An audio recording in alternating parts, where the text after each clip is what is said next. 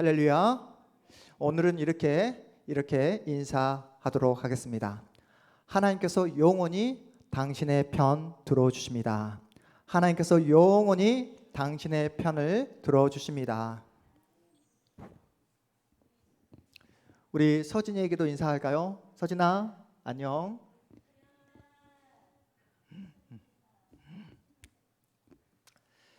지난 주일 예배 후에 우리가 점심 식사를 하지 않습니까? 그 시간에 오늘 장례 때문에 나오지 못한 유미영 권사님께서 침을 튀겨가면서 거품을 묻으시면서 하시는 말씀이, 어떻게 믿음의 조상 아브라함이 그럴 수 있냐고, 자신의 목숨 하나 건져보겠다고 아내 사라를 여동생이라고 속일 수 있냐고, 그러면서 남자냐고, 그렇게 찌질한 그런 사람을 우리의 믿음의 조상이라고 할 수 있겠냐고, 사람의 탈을 쓰고 도저히 용납할 수 없다라고 그렇게 거품을 물고 그렇게 말씀하신 권사님, 오늘 이 본문을 보았으면 더 깜짝 놀랐을 것입니다. 왜냐하면 오늘 우리가 함께 읽은 창세기 20장에서 또다시 아브라함은 아내인 사라를 누구라고 속입니까? 여동생이라고 또다시 속입니다. 여러분, 이러한 아브라함의 태도, 모습 이해가 되십니까? 이미 창세기 12장에서 애굽의 바로왕 앞에서 이런 못난 짓을 했습니다. 시간이 흘렀어요. 하나님 앞에서 여러 연단과 훈련을 받은 그런 아브라함입니다. 또한 창세기 12장의 그 못난 짓을 했을 때 하나님의 전적인 은혜와 간섭하심과 도우심을 통해서 엄청난 은혜를 경험한 아브라함입니다. 바로 왕을 만난 그 사건 이후로 여러분, 아브라함이 얼마나 많이 변하게 됩니까? 달라진 모습을 보입니다. 수십만 명의 군대가 있는 제국 전쟁터에 고작 318명을 데리고 조카 롯을 구출하기 위해 그런 세계 전쟁에 참여했던 아브라함입니다. 자신의 생명이 누구의 손에 달려있다? 하나님의 손에 달려있다는 사실을 확신했기에 그렇게 용기 있는, 그렇게 대담한 모습을 보였던 아브라함이었습니다. 그리고 그 전쟁터에서 승리를 거둔 뒤에도 전혀 전쟁에 대한 전리품을 손에 취하지 않습니다. 왜 그렇습니까? 자신의 능력, 자신의 전략, 자신의 전술이 뛰어나 전쟁에서 승리한 것이 아니라 전쟁은 누구의 손에? 하나님 손에 달려있음을 너무나 잘 알고 있기에, 생명의 주관자이신 하나님께서 자신을 도우시고 자신과 함께 했기에 전쟁에서 승리할 수 있었다는 사실을 이방 왕들에게, 이방 사람들에게 알리기 위해서 전쟁에서 승리한 전리품을 하나도 취하지 않았던 아브라함이었습니다. 아브라함은 하나님의 언약 백성다운 모습을 하나하나 보여줍니다. 믿음의 모습을 보여줬어요. 소돔 땅이 심판당한다는 소식을 듣자 아브라함은 소돔 땅을 위해 기도하며 중보자 역할을 감당했던 사람입니다. 지난주 함께 살펴보았잖아요. 하나님께서 소돔 땅을 심판하면서도 롯을 살려주신 이유가 무엇이었습니까? 하나님께서 롯을 살려주신 이유는 하나님께서 아브라함을 생각해서, 아브라함과 맺은 언약 때문에 롯을 살려줬던 것을 기억하실 것입니다. 그 정도로 우리에게 달라진, 변화된 모습을 보여준 아브라함이었습니다. 그런데 오늘 본문에서 아브라함, 그렇게 변화된 아브라함의 그 행동으로는 도저히 이해하거나 납득되지 않는 그런 모습을 우리에게 보이고 있습니다. 오늘 본문 2절 말씀 다시 한번 읽어볼게요. 2절입니다. 시작. 그의 아내 사라를 자기 누이라 하였으므로 그랄 왕 아비멜렉이 사람을 보내어 사라를 데려갔더니, 여러분, 이러한 아브라함의 모습, 태도, 결정이 이해가 되십니까? 하나님의 은혜와 기적을 계속해서 반복적으로 경험했던 하나님의 사람이었습니다. 그런데 그랬던 아브라함이 자신의 생명 하나 보존하고자 다시 한번 속임수, 거짓말로 자신의 아내 사라를 여동생으로 속이는 못난 짓을 지금 반복하고 있습니다. 이러한 행동이 어떻게 기인했는지 다시 한번 우리 먼저 본문 1절 말씀부터 우리가 살펴보도록 하겠습니다. 1절입니다. 1절 시작. 아브라함이 거기서 네게부 땅으로 옮겨가 가데스와 술 사이 글 아래 거류하며. 여러분 기억나십니까? 아브라함이 어떤 땅을 선택했죠? 조카 롯이 물이 풍부하고 목초지가 많은 기름진 땅 소돔 땅을 선택했을 때 아브라함은 험한 산지 헤브론 땅을 선택했던 것을 기억하실 것입니다. 그 땅이 바로 오늘 본문에 나오는 네게부라는 땅이에요. 네게부 지역에 살아가는데 바로 옆 동네에서 하나님의 무서운 심판, 멸망을 당한 것을 두 눈으로 목격하게 됩니다. 네게부 땅 바로 옆 동네가 어떤 땅입니까? 소돔과 고모라 땅이에요. 하나님으로부터 어떤 멸망을 받게 되죠? 하늘에서 불과 유황이 떨어져 그 땅이 완전히 불바다가 되어버리는 그러한 심판을 받게 됩니다. 여러분 불바다가 되었을 때 불바다로 끝납니까? 아니죠. 어떻게 뭐가 올라가게 됩니까? 유독가스 연기가 온 하늘을 뒤덮게 되는 거예요. 지금처럼 방독면이 있습니까? 마스크가 있습니까? 그렇게 유독가스로 온 지면이 덮게 되면 더 이상 살아갈 수 없는 거예요. 식수를 마실 수 없고 또 아브라함의 직업이 무엇이죠? 유목민입니다. 가축을 키워야 되는데 목초지를 구할 수가 없는 거예요.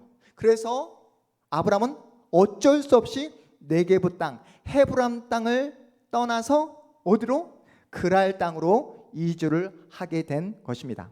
문제는 아브라함이 그랄 땅에 도착하자마자 자신의 생명의 위협을 느끼고 아내 사레를 여동생이라고 속이게 되는 거예요. 과거 애굽왕 앞에서 했던 그 못난 짓을 반복하고 있습니다.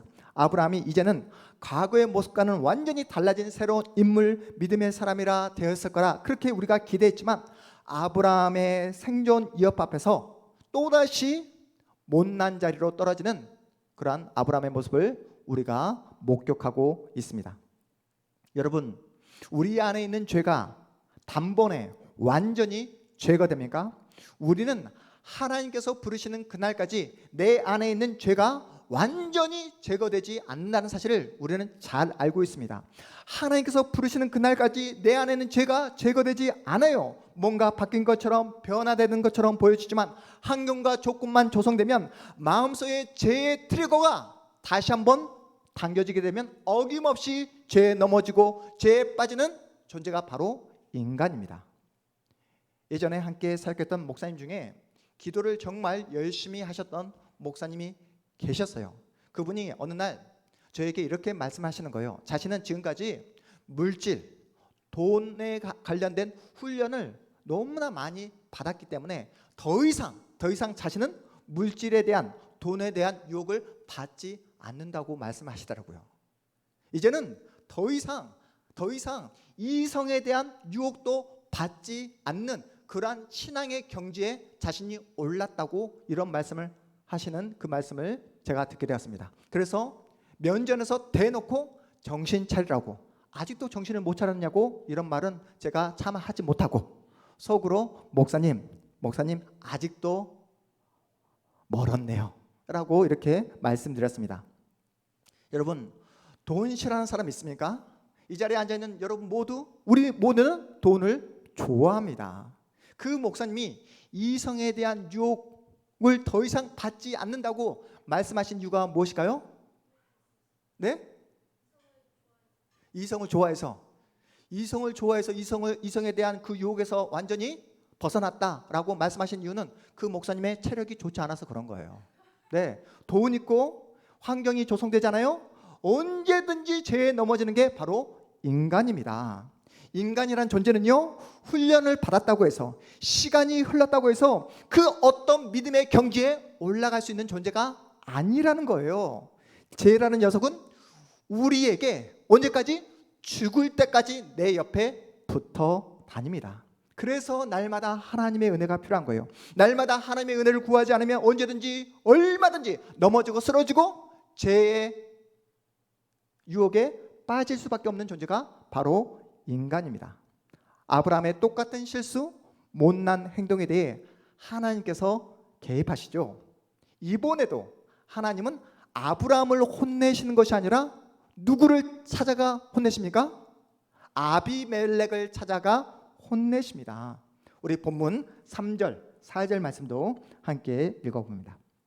3절, 4절 시작. 그 밤에 하나님이 아비멜렉에게 현몽하시고 그에게 이르시되 네가 데려간 이 여인으로 말미암아 내가 죽으리니 그는 남편이 있는 여자임이라.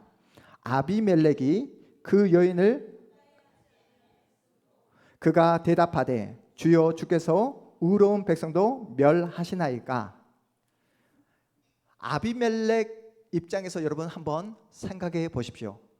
얼마나 기가 차겠습니까? 황당하겠습니까? 아비멜렉은 아브라함의 말을 고지곳대로 믿었을 뿐이에요.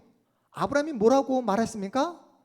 내 옆에 있는 이 여인 제 아내 아니에요. 제 여동생입니다. 당신 마음대로 하십시오 라고 이야기했던 그 아브라함의 말을 고지곳대로 믿고 그래서 아내 사례를 데려간 것입니다.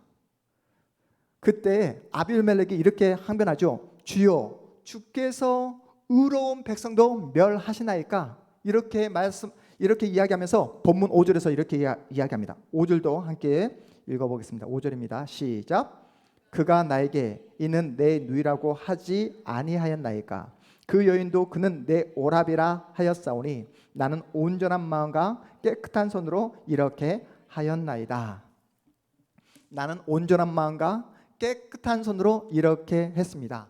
맹세코 저는 죄를 짓지 않았습니다 라고 아비멜렉이 하나님 앞에서 항변하고 있는 모습이에요. 여러분 보십시오. 얼마나 지금 기막힌 상황입니까? 믿음의 조상이라 불리는 우리의 아브라함은 사람을 속이고 아내를 여동생이라고 속이는 그런 거짓되고 속임수를 바라는 그 자리에 서게 됩니다. 이에 반해 이방인인 아비멜렉은 하나님 앞에서도 똑똑한 자리에 서게 돼요. 누가 봐도 아브라함보다 이방인 아비멜렉이 더 정직해 보입니다. 그런데 이렇게 말도 되지 않는 상황에서 하나님은 누구 편을 들고 계십니까? 이렇게 도저히 이해되지 않는 우리의 상식과 우리의 도덕 어떤 개념으로는 도저히 아브라함 편을 들 수 없는 상황 속에서도 하나님은 끝까지 아브라함 편을 들고 계십니다. 본문 7절 말씀 우리 함께 읽어봅니다. 7절입니다. 시작. 이제 그 사람의 아내를 돌려보내라. 그는 선지자라. 그가 너를 위하여 기도하리니 네가 살려니와 내가 돌려보내지 아니하면 너와 내게 속한 자가 다 반드시 죽을 줄 알지니라. 하나님의 말씀이 이해가 되십니까? 하나님께서 아브라함을 가리켜 뭐라고 말씀하시죠? 그는 선지자라. 구약 성경에서 첫 번째로 선지자라는 단어가 나오는 그 장면이 바로 이 장면이에요. 그런데 선지자로 일컬음을 받는 아브라함의 모습을 보세요. 어떤 모습?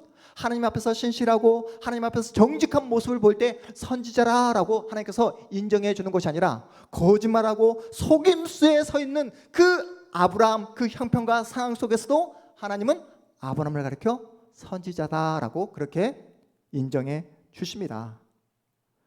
잘못하고 못난 행동을 한 아브라함이 정직한 행동을 한 아비멜렉을 위해서 기도할 수 있는 선지자의 자리에 서 있다라고 하나님께서 지금 말씀하고 있는 거예요. 아브라함이 아비멜렉을 속였잖아요. 그의 앞에 엎드려 용서를 구해야 하는 입장인데 오히려 아브라함을 중보자로 세우고 있습니다. 하나님은 어떠한 상황 속에서도 아브라함 편을 들고 계세요. 왜요? 이렇게 무작정 아브라함 편을 드는 이유가 무엇일까요? 이유가 무엇이죠? 바로 하나님과 맺은 무엇 때문에? 언약 때문에 그렇습니다. 우리 여러분 기억나십니까? 하나님께서 아브라함과 맺은 언약, 우리 창세기 12장 3절 말씀 우리 다시 한번 우리 읽어보도록 하겠습니다. 앞에 화면 보이시죠? 함께 한 목소리로 읽어보겠습니다. 시작. 너를 축복하는 자에게는 내가 복을 내리고 너를 저주하는 자에게는 내가 저주하리니 땅의 모든 족속이 너로 말미암아 복을 얻을 것이라 하신지라. 아멘. 아브라함이 못났고 실수하고 또한 넘어지고 죄를 짓는 자리에 있음에도 불구하고 하나님은 하나님께서 아브라함과 맺은 이 언약의 근거로 끝까지 아브라함 편을 들고 계시는 하나님의 모습을 우리가 살펴보고 있습니다. 하나님은 아브라함을 버리지 않으세요. 포기하지 않습니다. 인간적인 눈으로 보면 이방인 왕 아비멜렉이 더 의롭고 더 정직하게 행동하지만 하나님 눈에는 누구밖에 보이지 않습니까? 아브라함밖에 보이지 않는 거예요. 저희 어머니 김순자 권사님 눈에는 누구밖에 보이지 않을까요? 네, 아들 김효섭 목사밖에 보이지 않아요. 대한민국에 얼마나 많은 수많은 목사가 있습니까? 그럼에도 불구하고 김순자 권사님에게는 아들 김효섭 목사밖에 보이지 않습니다. 마찬가지로 여러분 한국교회 영성이 깊고 설교 잘하고 인격이 성품이 너무나 좋으신 목사님들이 얼마나 많습니까? 그럼에도 불구하고 연약하고 부족함이 있지만 여러분 눈에는 앞에 서 있는 김효섭 목사밖에 보이지 않잖아요. 우리 김충광 집사님 비웃고 계십니다. 네. 그런 마음으로 하나님은 아브라함을 붙잡고 계시고 아브라함을 주시하고 계십니다. 여러분 우리끼리 있으니까 솔직하게 우리가 예수 믿지 않는 세상 사람들보다 더 나으면, 더 정직하면, 인격적으로 성품적으로 더 낫습니까? 솔직하게 그렇지 않잖아요. 우리가 예수 안 믿는 사람보다 더 다감하고 정직하며 뭔가 이렇게 법규를 잘 지키고 세상에서 뭔가 더 깨끗한 사람으로 살아가고 있냐고요. 그렇지 않다는 사실을 우리 스스로가 너무나 잘 알고 있습니다. 우리는 세상 사람들보다 윤리도덕적으로 우위에 있지 않아요. 그럼에도 불구하고 하나님은 우리를 일방적으로 찾아오시고 우리에게 하나님의 은혜와 자비와 긍휼을 일방적으로 베풀어 주십니다. 오늘 본문에서 하나님께서 아브라함을 편들어 주셨듯 우리를 계속해서 편들어 주시는 그 가장 강력한 증거가 무엇입니까? 오늘 또 여러분을 하나님을 예배하는 이 은혜 자리로 여러분을 불러주셨다는 사실입니다. 하나님께서 아브라함에게 베푸시는 은혜를 보십시오. 오늘 본문 14절부터 16절까지의 말씀, 14절부터 16절까지의 말씀인데 우리 16절만 나와 있네요. 우리 14절부터 16절까지의 말씀을 우리 성경을 통해서 한번 찾아가 보도록 하겠습니다. 14절부터 16절 시작. 아비멜렉이 양과 소와 종들을 이끌어 아브라함에게 주고 그의 아내 사라도 그에게 돌려보내고 15절 아브라함에게 이르되 내 땅이 내 앞에 있으니 내가 보기에 좋은 대로 거주하라 하고 16절 사라에게 이르되 내가 은 1000개를 내 오라비에게 주어서 그곳으로 너와 함께한 여러 사람 앞에서 내 수치를 가리게 하였느니 내 일이 다 해결되었느니라. 아멘. 여러분 지금 오늘 창세기 20장을 살펴보면 가장 나쁜 놈이 누굽니까? 아브라함이에요. 아브라함이 잘못했습니다. 그런데 피해자인 아비멜렉이 가해자인 아브라함에게 양과 소와 종들을 건네주고 있어요. 아내 사라를 돌려보내주고 은 1000개까지 덤으로 선물로 지금 더해주고 있습니다. 잘못은 아브라함이 했는데 피해자는 아비멜렉인데 잘못하고 속인 아브라함이 선물을 받고 보상을 받고 있는 황당한 장면이 지금 우리에게 소개되고 있습니다. 우리의 상식으로는 도저히 설명할 수 없는 장면이 우리에게 소개되고 있는 거예요. 우리 본문 우리 17절 말씀 우리 다시 한번 읽어보도록 하겠습니다. 17절 시작.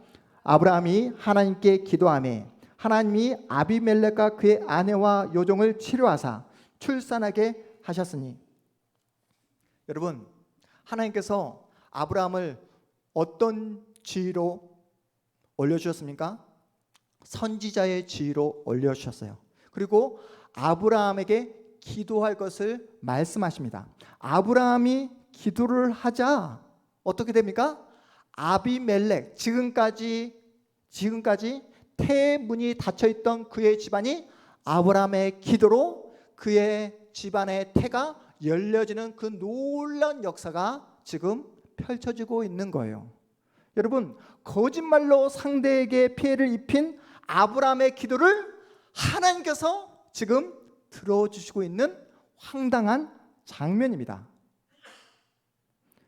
여러분, 그러면서도 지금 역설적인 상황이라고 여러분 느껴지는 이유가 무엇이죠? 정작 자신은 약속의 아들을 하나님으로부터 받았음에도 불구하고 정작 자신의 아내 사라는 아직도 여전히 약속의 자녀를 임신하지 못하는 그러한 상황을 마주하고 있습니다. 아브라함의 찌질하고 못난 행동으로 아내 사라를 빼앗깁니다. 하지만 하나님은 아브라함을 혼내기는커녕 피해자인 아비멜렉을 몰아세웁니다.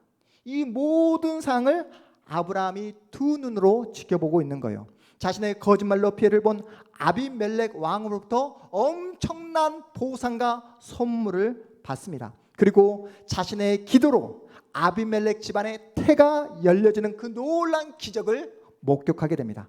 아브라함은 이 모든 사건을 통해서 자신이 얼마나 못난 존재인가를 처절하게 경험하게 되는 거예요. 동시에 그렇게 못난 자신을 끝까지 지키고 복주시는 하나님의 은혜를 동시에 경험하게 됩니다. 하나님은 못난 나를 통해 여전히 일을 하시는구나.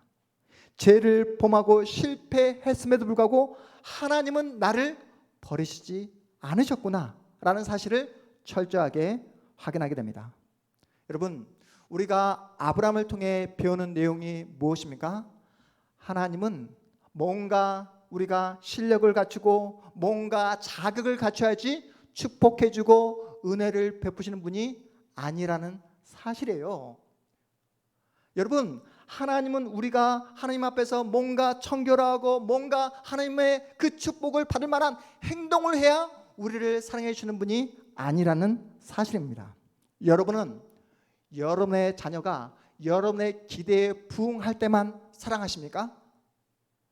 자녀가 실패해도 사랑하시잖아요. 자녀가 못난 짓을 해도 포기하지 않잖아요. 우리가 신앙생활을 하면서 오해하고 있는 것이 무엇이죠? 그게 뭐냐면 하나님께 축복을 받고 하나님께 은혜를 받는 사람들은 그럴 만한 이유가 있다라고 우리는 그렇게 오해합니다. 저 사람이 축복을 받는 것은 하나님 앞에서 엄청난 헌신과 충성을 했기에 저러한 은혜와 축복을 받는 거야 라고 하나님을 오해합니다. 여러분, 학교에서 장학금을 받기 위해서는 어떻게 해야 되죠? 1등을 해야지.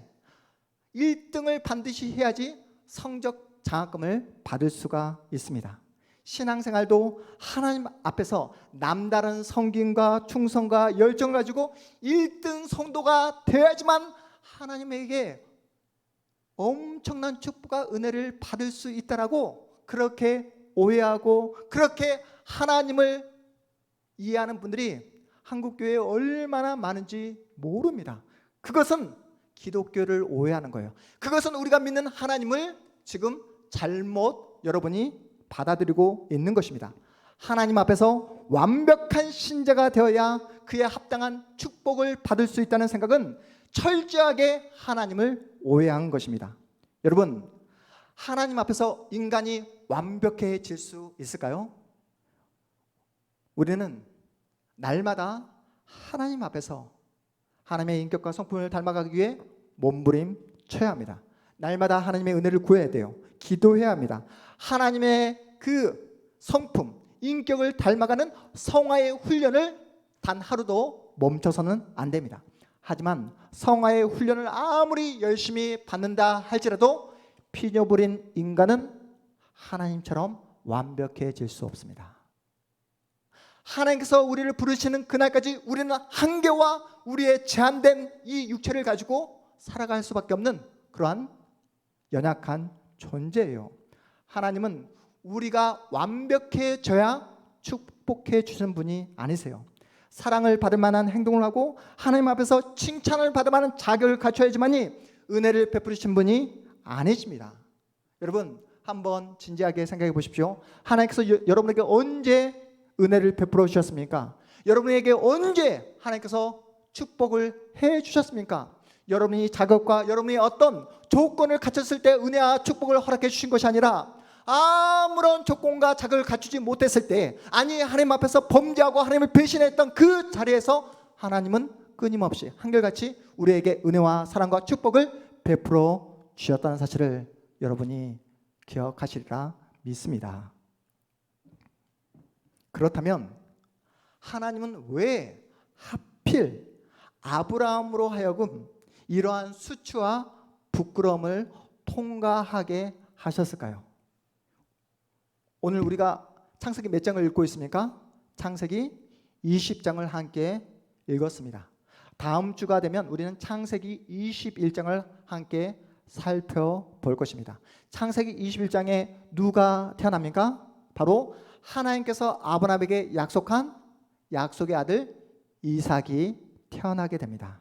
만약 오늘 창세기 20장에 이러한 수치와 부끄러움을 아브라함이 통과하지 않고 바로 약속의 아들 이삭을 보게 되었다고 한다면 아브라함 마음 가운데 어떤 마음이 들었겠습니까? 지금까지 내가 25년 동안 하나님의 약속 하나 붙잡고 기다리고 인내하고 하나님 앞에 충성을 했기에 이 아들, 약속의 아들 이삭을 받게 되었지. 내 믿음이 이토록 대단하지 라는 이러한 마음을 원천봉쇄하기 위해 온전히 전적으로 하나님의 은혜로 난 아들이 바로 이삭이다라는 사실을 아브라함의 뼛속에 새겨 놓도록 하기 위해 이러한 수치와 부끄러움을 통과하게 하신 것입니다. 하나님은 우리가 살아갈 때 반드시 실패를 겪게 하십니다. 통과하게 하십니다. 하나님은 우리의 실패를 막아주는 분이 아니라 그 실패를 통과하게 하심으로 하나님은 우리를 더욱더 하나님의 사람으로 빚어 가신다는 사실을 꼭 믿으시기 바랍니다. 아브라함의 거짓말, 속임수, 남편으로서의 그 찌질함을 비판받아 마땅합니다. 하지만 하나님의 은혜는 아브라함의 죄보다 더 크다는 사실을 성경이 우리에게 말씀하고 있습니다. 여러분, 여러분의 신앙은 언제 깊어지셨고 언제 더욱더 여러분의 신앙이 커져 갔습니까? 여러분이 실수하고 넘어졌을 때, 그럼에도 불구하고 하나님께서 나를 포기하지 않으시고 나를 찾아와 나를 만나주시고 나를 용서해 주시며 나를 이끌어 주시는 그 하나님의 사랑을 경험할 때에 우리는 더 많이 하나님을 사랑하게 되고 더 많이 깊어지며 하나님의 은혜 가운데 거하게 되었습니다. 이것이 바로 하나님께서 하나님의 자녀를 다루시는 역설적인 방법입니다. 하나님은 우리가 실패해도, 우리가 넘어져도, 우리가 설령 죄를 짓는 자리에서도 우리를 포기하지 않습니다. 우리를 향한 하나님의 은혜와 긍휼을 멈추지 않으세요. 우리가 죄를 짓게 되면 우리의 마음속에 어떠한 감정이 떠오르게 됩니까? 수치와 부끄러운 감정이 떠오를 수밖에 없습니다. 자연스러운 감정이에요. 그런데 이러한 수치와 부끄러움을 느끼고 하나님 앞으로 돌아와야 되는데, 하나님을 더욱더 붙잡고 의지하며 하나님의 은혜 가운데 엎드려야 됨에도 불구하고 하나님을 오해하고 기독교를 오해하는 사람들은 어떻습니까? 자신을 정죄합니다. 내가 이러고도 하나님의 자녀라고 말할 수 있겠어? 똑같은 죄를 짓고 반복된 자리에서 넘어짐에도 불구하고 내가 교회에서 집사라고 말할 수 있겠어? 라고 하면서 스스로에게 정죄하며 스스로를 절망의 자리로 몰아넣는 사람들은 하나님을 오해하고 기독교를 오해하고 있는 것입니다. 하나님은 그 자리에서 다시 하나님을 바라볼 것을 말씀하고 계신 거예요. 왜냐하면 우리가 지은 죄보다 하나님의 사랑이 더 강력하기 때문에 그렇습니다. 우리가 구원을 받은 것은 우리가 잘나서가 아니고 우리가 도덕적으로 뛰어나서가 아니잖아요. 우리가 하나님의 자녀로 부름받은 이유는 우리 자신에게 이유가 있어서 우리가 구원을 받은 것이 아니라 전적으로 하나님의 손에 하나님께 소망이 있기에 우리가 구원을 받은 줄 믿으시기 바랍니다. 기독교란 우리가 못난 모습을 보이고 설사 하나님을 배신하고 하나님을 떠나버리는 그 순간에도 하나님은 우리를 포기하지 않으신다. 이것이 바로 우리가 믿고 있는 기독교 신앙입니다. 우리는 이렇게 주일이면 생명의 말씀을 들을 때면 이제부터 하나님의 자녀답게 살아가야지, 더 신실하게 주님의 자녀답게 살아가야지, 이렇게 결심하고 결단합니다. 기대가 큰 만큼 뭐가 크죠? 실망이 커져가는 것처럼 우리가 더 많은 어떤 기대와 결단을 하게 되면 그것과 더불어서 하나님 앞에서 더 큰 배신과 더 큰 죄악을 저지르는 자리로 우리는 나아가게 됩니다. 여러분, 우리가 솔직하게 말해서 하나님 앞에서 배신하고 싶어서 배신하는 분 계십니까? 아니잖아요. 하나님 뜻대로 살아가고 싶지만 상황과 여건상 배신하고 하나님을 멀리하며 죄에 넘어질 때가 너무나 많습니다. 이러한 우리의 존재, 한계, 우리의 실존을 인정하시고 그래서 날마다 하나님께 은혜를 구해야 하는 거예요. 여러분이 하나님 앞에서 저지르는 못난 행동보다 하나님의 사랑이 더 크다는 사실을 하나님께서 부르시는 그날까지 계속해서 여러분이 맛보고 경험하셔야 됩니다. 왜냐하면 하나님은 우리를 결코 포기하지 않기 때문에 그렇습니다. 우리를 놓지 않으십니다. 우리가 반복해서 죄를 짓는다 할지라도 우리를 끝까지 사랑해 주십니다. 왜냐하면 자신의 아들 예수를 십자가에 못 박힐 만큼 우리를 사랑하신 하나님께서 우리가 배신했다고, 우리가 죄를 지었다고 우리의 영혼을, 우리의 미래를 포기할 수 있겠습니까? 하나님의 사랑은 중단되지 않습니다. 여러분을 날마다 주시하고 계세요. 그래서 하나님께서 우리에게 말씀하십니다. 더 이상 앞으로 나는 아닌가 봐, 나는 더 이상 소망이 없나 봐, 이런 절망적인 소리, 더 이상 이런 부정적인 소리 하지 말고 다시 한번 하나님의 사랑 앞에 무릎을 꿇고 하나님을 바라볼 것을 말씀하고 계십니다. 하나님은 끝까지 아브라함 편을 들어주셨습니다.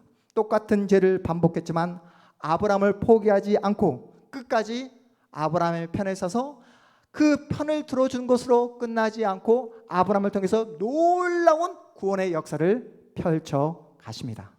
동일한 사랑, 동일한 은혜를 이 자리에 앉아있는 여러분에게도 허락해 주겠다라고 말씀하고 계십니다. 그러니 더 이상 눈에 보이는 그 세상 앞에 주눅들어 살지 마시고 내 편을 들으시고 나를 끝까지 책임져 주시는 그 하나님을 바라보며 하나님을 신뢰함으로 하나님과 함께 믿음의 길을 한번 걸어가 보라고 우리에게 말씀하고 계십니다. 우리가 넘어져도, 우리가 실수해도 아브라함을 선지자로 세워주셨듯 우리를 하나님의 자녀로 세워주신 하나님께서 여러분의 인생과 미래를 책임져 주겠다라고 약속해 주셨으니 그 약속 붙잡고 오늘도 내일도 이번 한 주간도 믿음으로 승리하며 나가는 복된 여러분의 인생 생애 되시기를 주님의 이름으로 축복합니다.